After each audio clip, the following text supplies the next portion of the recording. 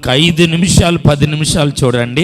గలతీ పత్రిక 5వ అధ్యాయం 22లో మనం చూస్తున్నాం. మొదటిగా ప్రేమ, రెండవదిగా సంతోషము.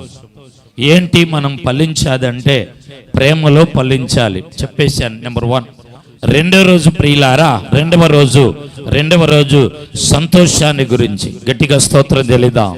ప్రియులారా, దేవుడు సంతోషం ఇచ్చేవాడు. నిన్న మన కొమ్ము రవివర్మ గారు చక్కగా వాక్యమైన తర్వాత పాడారు సంతోషాన్ని గురించి. అంటే ప్రియులారా, సంతోషము. ఈరోజు 3వ ఫలం ఏంటి నేను మరలా వివరించట్లేదు, కానీ మొదటి రోజు రెండవ రోజు ఈ ఫలాల గురించి ఉద్దేశాన్ని నేను చెప్పాను. ఈ 3వ రోజు ఫలం ఏమిటంటే ప్రియులారా, 22లో అంటున్నాడు కదా, ప్రేమ, సంతోషము, సమాధానం. ఒక్కొక్క దానికి ఫుల్ స్టాప్ అంటారా మాస్టర్ గారు? అది కామా అంటారు. కొంచెం చెప్తా ఉండండి. ఏమండి, కొంచెం చదువులు వీక్ నేను. అంటే సంఘము లేక కుటుంబము లేక సేవకులైన మన జీవితాల్లో మనం కలిగి ఉండాల్సింది ఏంది అంటే సమాధానం. ఓ భక్తుడు అంటాడు కదా, సమాధానం అంటే సువాసనగా బయటకు వచ్చిద్దాం. ఎలా వచ్చింది? పాస్టమ్మ గారు ఎప్పుడైనా చేపల కూర మాంసం కూర చేశారనుకోండి, ఈ మధ్య కొంచెం తక్కువ అయిపోయింది బలహీనతలను బట్టి వండుకోవటం. ఇంట్లో నేసి వండినప్పుడు ఇంత పెద్ద డబ్బా తీసుకొని వచ్చింది, ఇల్లంతా స్ప్రే కొడతా ఉండేది. ఎందుకంటే ఆ వాసన ఎక్కువ లేదు కదా, ఈ చేపల మాంసాల వాసనలు. ఇప్పుడు ఆ వాసన ఇల్లంతా ఉండేసరికి, అంటే నేనంటాను, ఆ వాసన వచ్చినా ఈ డబ్బా కొట్టినా అది కొద్దిసేపే ఉండిద్ది, కానీ సమాధానం అనే వాసన ఉంది చూసారా? మన విశ్వాస జీవితంలో సమాధానం కలిగి ఉంటే అది ఎంత ఆశీర్వాదంలోకి తీసుకెళ్ళిద్దో తెలుసా? ఎంత అద్భుతాలు జరిగించిద్దో తెలుసా? రేణుకమ్మ గారు, 2 ఆశీర్వాదాన్ని మనం సమాధానంగా ఉంటే. చాలా మంది సేవకులు సమాధానంగా లేరు, చాలా మంది విశ్వాసులు సమాధానంగా లేరు, చాలా మంది దేవుని బిడ్డలు సమాధానంగా లేరు, దేశం కూడా సమాధానంగా లేరు. కాబట్టి ఈరోజు ఇశ్రాయేలు దేశంలో యుద్ధం జరుగుతూ ఉంది. 3వ ప్రపంచ యుద్ధం కూడా జరగచ్చు. దేశంలో సమాధానం లేకపోయినప్పుడు రాజకీయాలు తారుమారవుతాయి. ప్రియులారా, ఇంజనీర్లు తారుమారవుతారు, వ్యవసాయం తారుమారవుతుంది, సేవకులు తారుమారవుతారు, ఆధ్యాత్మికమైన లీడర్లు కూడా ఏమవుతారంటే తారుమారవుతారు. అందుకే పౌలు గారు ఏమన్నాడంటే ప్రియులారా, శక్యమైతే లేక మీకు అవకాశం ఉన్నంత సమయంలో అందరితో సమాధానంగా ఉండు. మనతో సమాధానంగా ఉండే వారితోనే సమాధానంగా ఉండకూడదు. మనతో సమాధానంగా ఉండే వారితోనే సమాధానంగా ఉండకూడదు. సమాధానముగా ఉండని వారితో మనం సమాధానంగా ఉండాలి. మీకు ఒక ఆలోచన వచ్చేస్తుంది కదా, ఇప్పుడు నేను పలానా వాళ్ళతో సమాధానంగా లేను, నేను పలానా వాళ్ళతో వ్యతిరేకంగా ఉన్నాను. నువ్వు సమాధానంగా ఉండకపోతే నువ్వు దేవునితో కూడా వ్యతిరేకంగా ఉన్నట్టు. ఎవరితో కూడా? దేవునితో కూడా వ్యతిరేకంగా ఉన్నట్టు. ప్రియులారా, బైబిల్లో 2 కొరింథీ 13వ అధ్యాయం 13-11లో సమాధానముగా ఉండుటకు పిలువబడితిరి. దేనికి? లెగవద్దన్నా నేను, కొంచెం లెగవబోకండి. లైవ్ వస్తుంది, నేను కొంచెం కన్ఫ్యూజ్ అవుతున్నాను. కొంచెం వెళ్తే త్వరగా వెళ్ళిపోండి. త్వరగా అక్కడ సర్దుకోవటం కాకుండా కొద్దిగా త్వరగా లేచి నడుచుకుంటూ వెళ్ళిపోండి. చూసారా, మళ్ళీ నేను పక్కకు వచ్చాను. 2 కొరింథీ 13వ అధ్యాయము 11వ వచనంలో ఏమన్నాడంటే, మీరు చదువు గట్టిగా చదువు. సహోదరులారా, సంతోషించుడి, ఉండుడి,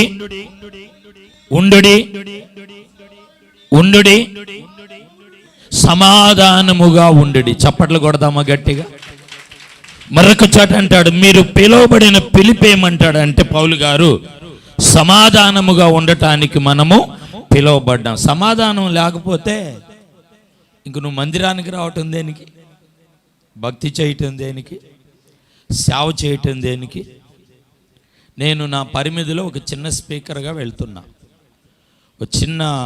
ఒక అతిథిగా వెళ్తున్నాను కొన్ని ఏరియాలకి. నాకున్న పరిమితిలోనూ ఒక పెద్ద మనిషి తరగా వెళ్తున్నా.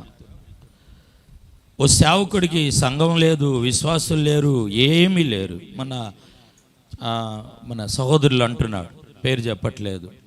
నేను అప్పుడు ఫ్లెక్సీ వేసి నన్ను వాక్య పరిచర్యకి పిలిచారు. అప్పటిదాకా అక్కడే ఉన్నాడు తచ్చట్లాడతా. నేను అక్కడికి వెళ్ళగానే వాక్య పరిచారకుడుగా అక్కడి నుంచి కారు దిగుతానే ఉన్నాను. ఏమంటే అతనికన్నా బాగా స్థాయి కలిగిన వాళ్ళు వచ్చి కార్ డోర్ తీస్తున్నారు. ఆయన ఏమవుతున్నాడంటే అక్కడి నుంచి వెళ్ళిపోతున్నాడు, తొందరగా వెళ్ళిపోతున్నాడు. నేను రాగానే, అర్థమవుతుందా మీకు? నేను రాగానే త్వరగా అక్కడి నుంచి వెళ్ళిపోతున్నాడు. నేను అనుకున్నాను కొంత త్వరగా దిగితే దగ్గరికి వెళ్ళి చేయించి సమాధానంగా మాట్లాడదాంలే అనుకున్నా. అసలు అవకాశం ఇవ్వకుండా వెళ్ళిపోతున్నాడు. మరి నీ సేవ ఎలా ఫలించింది? నీ సంఘమే. నా సంఘంలో ఉన్న విశ్వాసి వచ్చి చెప్తున్నాడు, ఆయన లేడు, రాలా ఈరోజు, ముందుగానే వచ్చేవాడు. ఆయన వచ్చి చెప్తున్నాడు, అప్పుడు దాకా ఉన్నాడు పాస్టర్ గారు, మీరు రాగానే వెళ్ళిపోయాడు. మీరు రాగానే ఒక సహోదరుడు ఉన్నాడు దాంట్లో, మీరు రాగానే వెళ్ళిపోతున్నాడని. నేను అంటాను, నువ్వు ఇంకా నువ్వు మీటింగులు పెట్టడం, సంఘం నడిపించడం దేనికి? నీకు అంత అసూయ, అంత ఈర్ష ఉంటే, నువ్వు సమాధానంగా ఉంటే దేవుడు నాకన్నా నిన్నేం చేస్తాడు? నువ్వు నాకన్నా ఏం చేస్తాడు? ఎదటి వాళ్ళు 7 వరాలతో వాడబడుతున్నప్పుడు, మనకు ఒక్క వరం కూడా లేనప్పుడు మనం ఏం చేయాలంటే సంతోషించాలి, సమాధానపడాలి. ప్రజలా సంతోషించాలి, ఏం చేయాలండి? సమాధానపడాలి. దేవుని వాక్యం అంటుంది, అసలు మనం పిలువబడింది దేనికి అంటే ప్రియులారా అంటున్నాడు, సమాధానపరచువారు ధన్యులు, వారికి ఒక పేరు పెట్టబడింది, సమాధానపరచువారు ధన్యులు, వారు దేవుని కుమారులు అనబడదు. సమాధానంగా ఉండేవారు ఎవరంటే మత్తయి 5:9 చదవద్దులే అమ్మా, ముగిస్తాను. చూడండి అమ్మా, జయమ్మ గారు మీరు చూసారా? వాక్యం చూసారా? ఏమండి? సమాధానపరచువారు ధన్యులు, వారు దేవుని కుమారులు. గట్టిగా దేవునికి స్తోత్రం చెల్లిద్దాం. ఈరోజు చెన్నై నుండి ఒక ఫోన్ కాల్ వచ్చింది నాకు. ఆయన అంటున్నాడు కదా, నీకు ఆపరేషన్ జరిగిందయ్యా, ఎలా ఉంది? భయపడబాకు, దేవుడు గొప్పవాడు. ఏమండి? మనం లోక సంబంధమైన పిల్లలమైన మన పిల్లలు మనకు చాప అడిగితే మనం పామునిస్తామా? ఏమండి? గుడ్డును అడిగితే మనం రాయినిస్తామా? తేలునిస్తామా? ఏమండి? మన దేవుడు మనకు ఊహించిన దానికంటే గొప్ప వాటిని ఇస్తాడు కదా. మరి అలాంటి దేవుని దగ్గర మనం ఎంత సమాధానంగా ఉండాలి అంటాడు ఆయన. అంటే అర్థమైందంటే మనం దేవుని కుమారులు అని దేవుడు ఇక్కడ స్పష్టంగా చెప్పాడు. దేవుని కుమారులము కుమార్తెలము అనబడినప్పుడు మనకు దేవుని దగ్గర నుండి ఎన్ని రాయితీలు ఉన్నాయి. యాకాంబరం గారు దైవ సేవకుడు, దేవుని కుమారుడు, దేవుని దగ్గర నుండి ఆయనకి ఎంత బ్యాంక్ బ్యాలెన్స్, ఎంత ప్రాపర్టీ, ఎంత ఆరోగ్యము. ఇక్కడున్న దైవజనుడు మోజేస్ ప్రియులారా దేవుని కుమారుడుగా ఉండి పార్లమెంట్లో దేవుని సేవ చేస్తున్నాడు. ఆయనకి ఎన్ని ఆత్మలను దేవుడు నడిపిస్తాడు, ఎంత సంఘాన్ని విస్తరణ కలిగి చేస్తాడు, ఎంత ఆర్థికంగా దేవుడు సమృద్ధిని ఇస్తాడు. మనం దేవుని కుమారులము కుమార్తెలము అన్నది ఏం చేస్తున్నామంటే మర్చిపోతున్నాం. అసలు మా అమ్మాయికి పెళ్ళి అయిద్దా లేదా, మా అమ్మాయికి ఉద్యోగం వచ్చిద్దా లేదా, ఇంటి కొరకు చేసిన అప్పులు తీరిద్దా లేదా, చేబదులు తీసుకోవటమే నా జీవితం, చేబదులతోనే నా జీవితమా, అడుకోవటమే నా జీవితమా? ఈ రాత్రి నా ప్రియ సహోదరి సహోదరుడా, ఈరోజు ఈ 3వ రోజు ఫలాల పండుగలో నా దేవుడు నీతో మాట్లాడుతున్న వాగ్దానం ఏమై ఉన్నదంటే, నీవు దేవుని కుమారుడు, దేవుని కుమార్తెవని. స్తోత్రం గట్టిగా చెల్లిదా, గట్టిగా దేవుని నామాన్ని మహింపరుద్దాం. దేవుని దగ్గర ఉన్న సమృద్ధికరమైన ఆశీర్వాదాలకు మనం పాత్రలో. దేవుడు నీ కొరకు నిధులను దాచాడు, అది తెరవబడబోతుంది, అది రిలీజ్ అవ్వబోతూ ఉంది.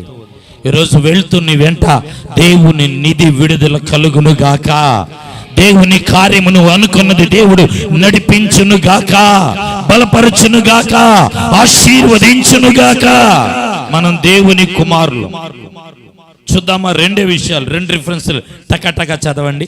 సమాధానం అసలు ముఖ్యంగా మనం ఎవరితో ఉండాలంటే, ముందు మొట్టమొదటిగా ప్రియులారా దేవుని వాక్యములు అంటాడు. ఏమంటాడు అంటే ప్రియులారా, బైబిల్ గ్రంథంలో నుండి మనం దైవ సేవకులతో ఉండాలి. ఎవరితో ఉండాలి మనం?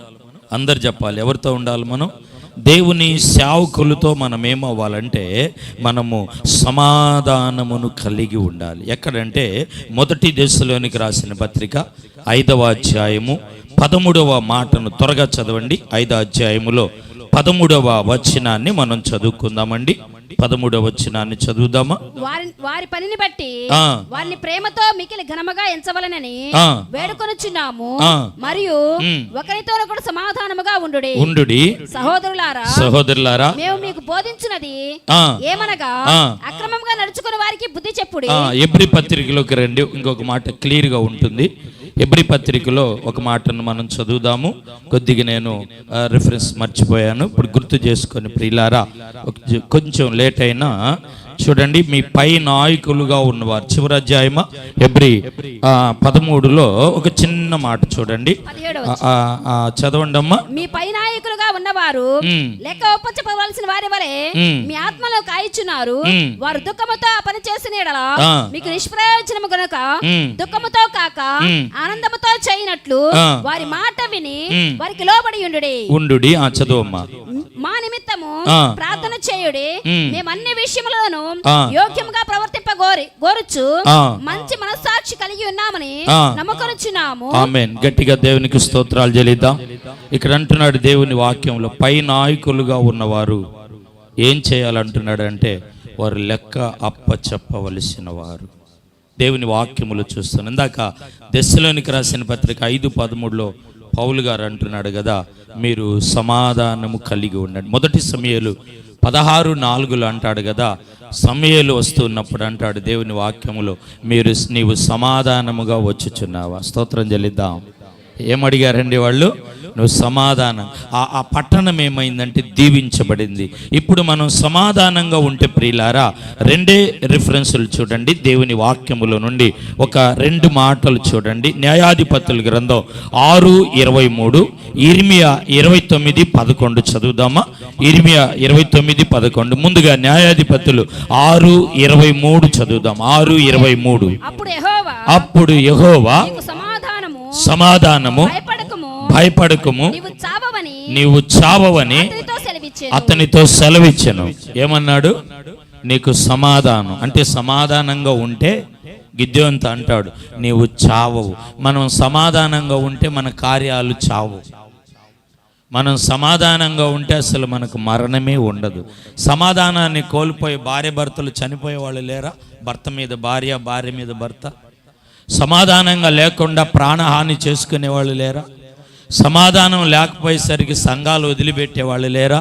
ఈరోజు ఈ 3వ ఫలం సమాధానం అనే ఫలం. ఈ ఫలం నువ్వు సమాధానం కలిగి ఉంటే నీ కార్యాలకు మరణము లేదు. స్తోత్రం చెల్లిద్దాం. నీ కార్యాలు జీవింపు చేస్తాడు. స్తోత్రం గట్టిగా చెల్లిద్దాం. మీ కార్యాలు ఏమి ఆలోచించారు? మీ కార్యాలు అయ్యగారు ఏమండి? మీ కార్యాలు ఏమేమి కార్యాలు? నీకు ఉద్యోగం కావాలి కదమ్మా, ఉద్యోగం. వెంకటేశ్వర గారు మీకేం కావాలి? ఏం కావాలి? ఇల్లు కావాలంటాడు. బాప్తీసం తీసుకోవాలిగా. ఈ ఫలాల పండుగలు, ప్రయాసము, కష్టము, నిన్న రక్షణ సువార్త. మీకేం కావాలో ఈరోజు దేవుడు ఇస్తున్నాడు. మీ కార్యము చావదు. దేవుడు గిద్యోనుతో చెప్పిన వాడు ఈ రాత్రి నీతో చెప్తున్నాడు. ఈరోజు నీ కార్యాలు చావవు. నీ కార్యాలు బ్రతుకుతాయి. నీ కార్యాలు చిగురు పట్టుకొని వస్తాయి.